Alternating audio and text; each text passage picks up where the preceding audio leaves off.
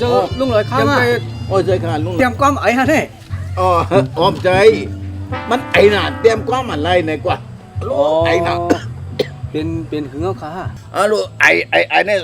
ใน2-3 วันเสียวอ่ะน้ำหือในรู้พอเหมือนน้ำหือตุกตัดด้วยในถัง ข้าก็ยามเป็นเหมือนดังในขณะ เป็นหือไปค่ะ ก็เหมือนลุงหลอยนะครับอ่ะไปก่อเขาแนะนำเลยกว่าซื้อมาแบบเนี่ยอันนี้เป็นยาแก้แลดเสือคำเป้ลมหนาวค่ะ โอ้ ก็เป็นเนื้อตูเนื้อคิงเขาลมหนาวกูเปิงนั่นย่อกะก็สิไปหกนั่นในตกหายกว่าคำเดียวค่ะเนี่ย รู้กัดแขนถันนั่นเนี่ย เจ้าย าเกล็ดเนี่ย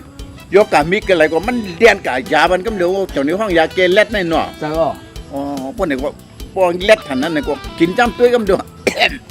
คุณจำด้วยค่ะ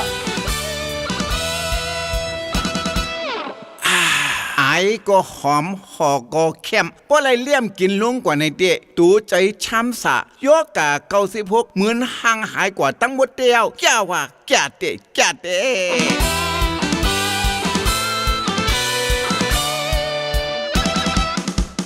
กินพิษต้องคนต้นหัก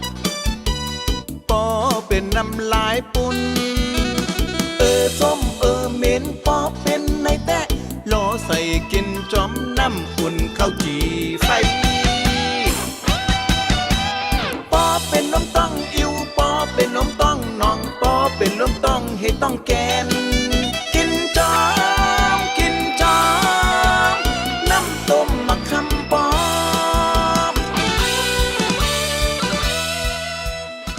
ต้องปุ่นทางนี้นะมาถ่ายรูปซื้อส้มเป็นสวัสดิ์ เฮาเป็นหยังก่อมหัวเฮาเป็นมากก็ต้องหึงเอาว่าหายาก็ย่ำหานะ โอ้เจ้านั้นห้า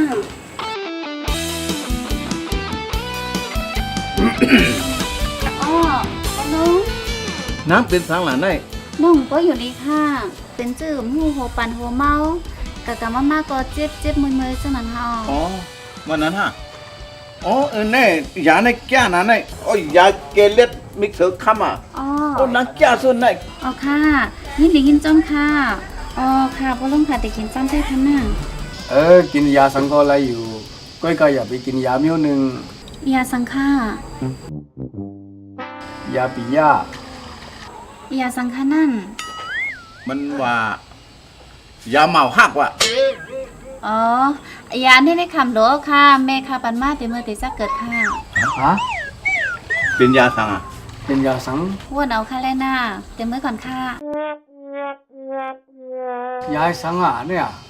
ก็หูเป็นยาสัง เขาก็มาเป็นยาสังอ่ะนั่นน่ะ เป็นยาสัง หู ผู้ไรเผอใครกินยาสังก็กินละปุ่นตาลุงลอยคำในเตะยาเกล็ดมิกเซอร์คำก็ยาวอย่าเดิมหน้าเพราะเป็นเตะกินเตะหายเตะขาออกเพราะเข้าใจใครซื้อสั่งซื้อฟงเข้ามาตี095 275 361ยาเกล็ดมิก